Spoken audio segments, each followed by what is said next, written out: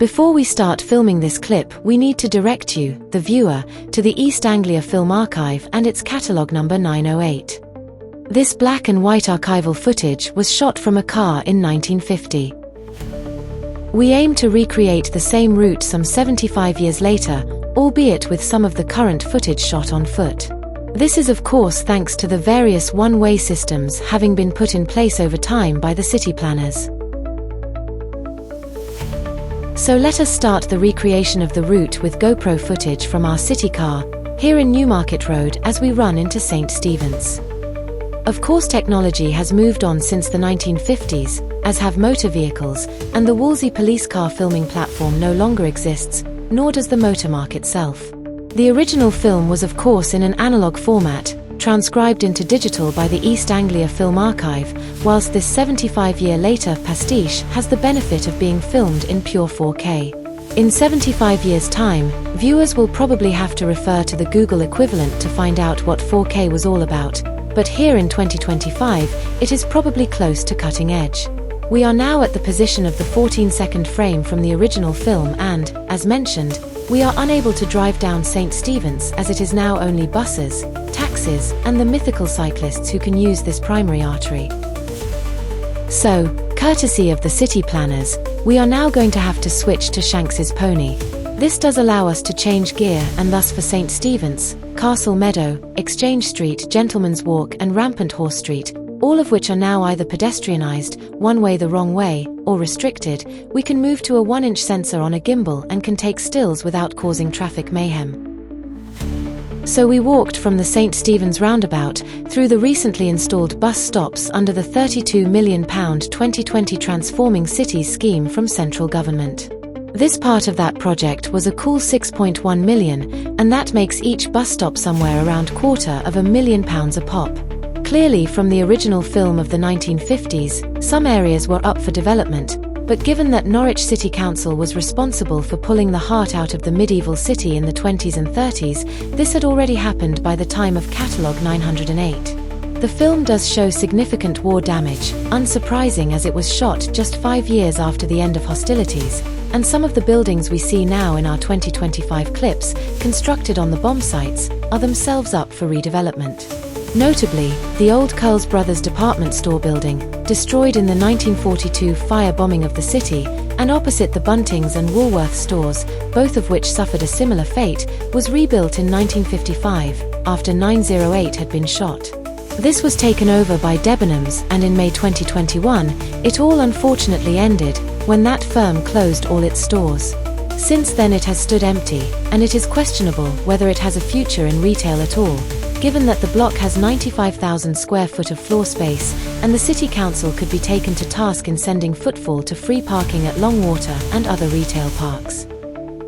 We are now in St. Andrew's Street, with Exchange Street left at the lights, but with a prohibition to make that turn, we will have to revisit this street on foot later in the video. Ahead at the lights is the area of the city called Charing Cross, with St. Benedict's beyond, but that too is closed to vehicular traffic, so we will divert from the 1950s film and rejoin the route at Westwick Street.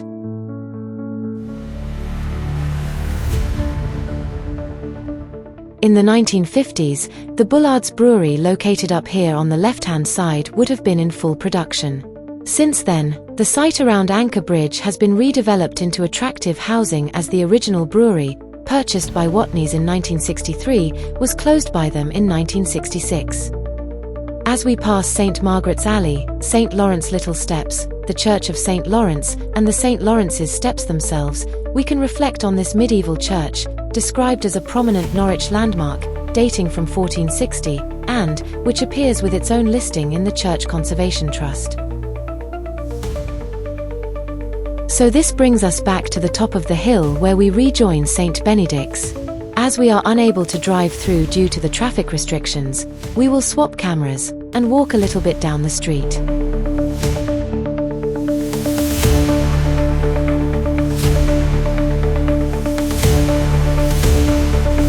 And here we have backtracked to Exchange Street before heading towards Gentleman's Walk and the Marketplace, all places being capable of giving access to a motor vehicle back in 1950 in both directions. Now mainly pedestrianised. This year, 2025, We expect the next vision, or development, of the marketplace to be proposed, and the Italianate brief of palazzas will be available for comment. Maybe the planners know more about climate change than we do, and are demonstrating significant foresight.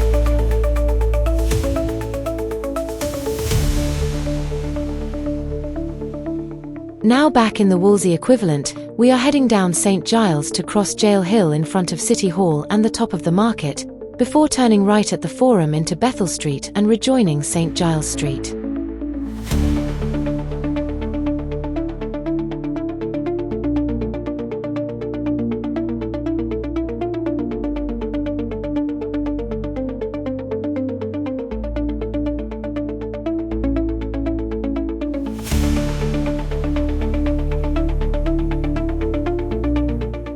On our way, we passed the Salvation Army Citadel on the right, dating from 1892, and was built on the site of a former roller skating rink, which had its heyday in the 1860s and 70s.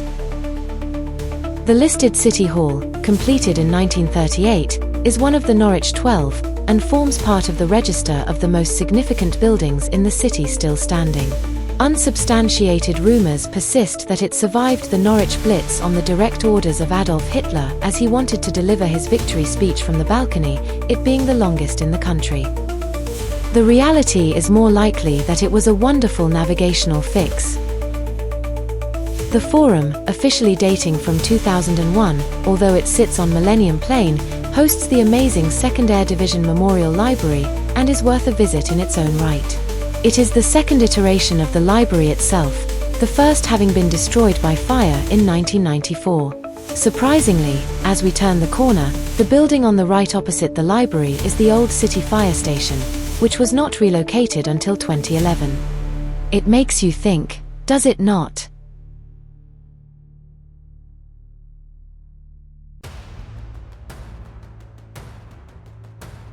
So next on the agenda, following the Wolsey route, is to cross into Tombland and head towards Stump Cross, Magdalen Street and Magdalen Gates, crossing Fye Bridge and the Wensum as we do so. Tombland, although possibly the location of some plague pits dating from the 1300s, has its origins as an open space hosting the marketplace before the Normans relocated it to the castle quarter. The area is fronted by the Maid's Head Hotel at the northern end, and is probably the oldest hotel in the country. Redeveloped many times, the Tombland today has also been subject to pedestrianisation and the closure of the public lavatories. Moving further down Magdalen Street, we come across Elm Hill on the left, perhaps the most photographed street in the city, and the Glasshouse pub on the right, which has several panels of local history.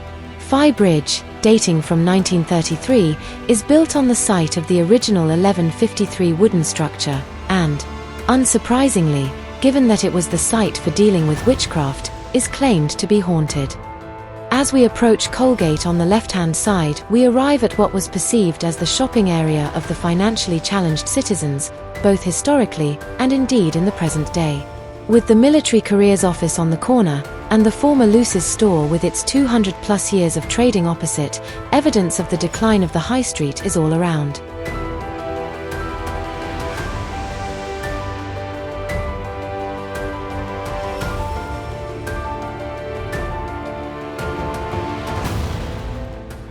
St Saviour's on our right is a Blitz survivor, and the once proud medieval church continues to dominate the area, although its original graveyard is now a car park.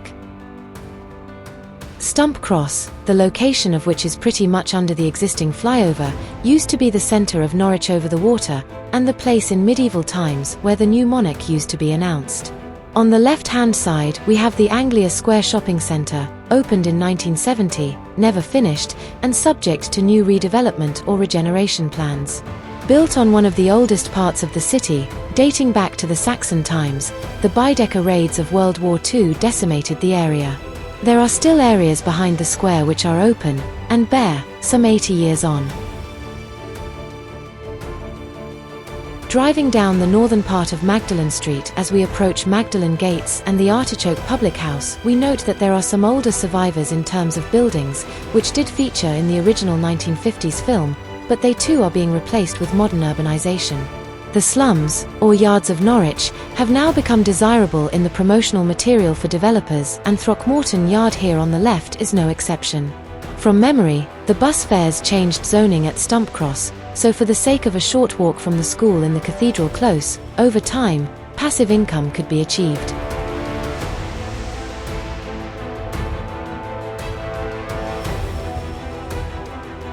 Wall Lane at the lights gives us a both sides view of part of the city wall. And then, for the final loop of this film, we leave the Agricultural Hall and Anglia Television building, past the infilled and heavily redeveloped junction, towards Foundry Bridge, where we turn left onto Riverside Road, left at the bottom of Ketts Hill, along Barrack Street, left into Whitefriars, and ending in Palace Street back at the Maid's Head Hotel and Tombland. It is probably best not to review Prince of Wales Road on any of the travel sites, as it does not fare well. That would, we think, be an understatement.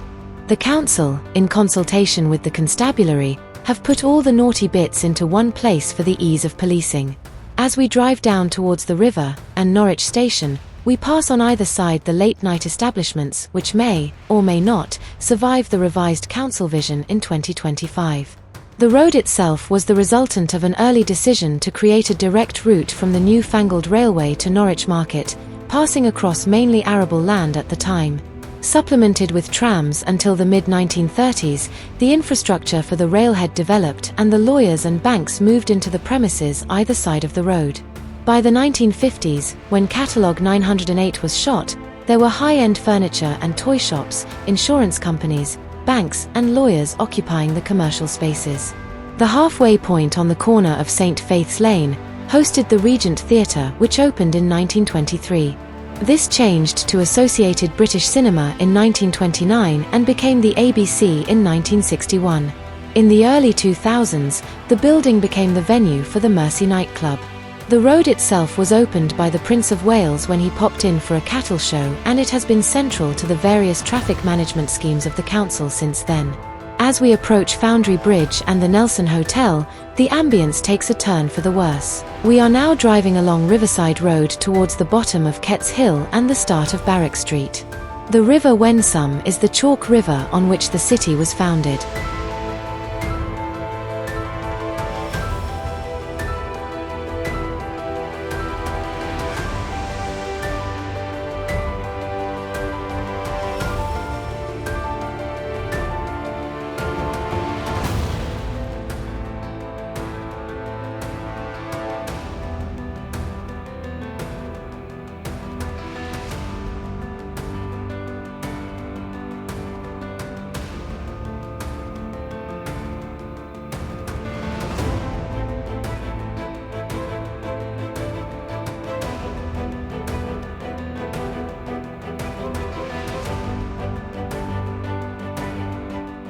Here on Riverside Road, it is crossed by Bishop's Bridge dating from 1340, one of the most historically important structures on the waterway, and is still in use today, although again pedestrianised. The Norwich School playing fields lie beyond the river, which also hosts the Norwich Yacht Station on our left. To the right is Gas Hill, which clearly features in the 1950 film, but nowadays, in 2025, town gas is a thing of the past as we all enjoy the bounty of the southern North Sea.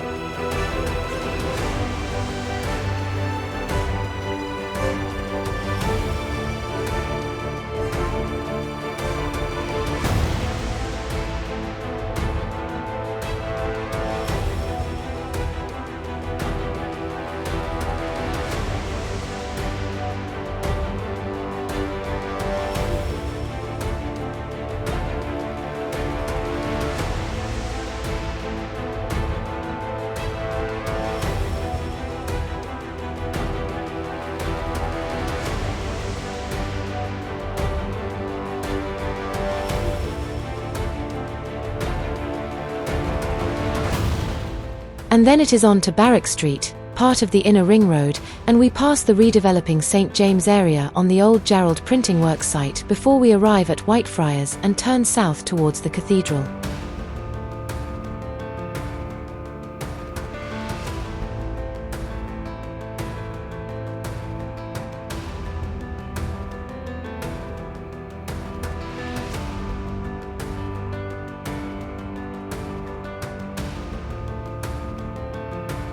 This brings us to the end of our 75 years on city trip, and we can reflect on our experience.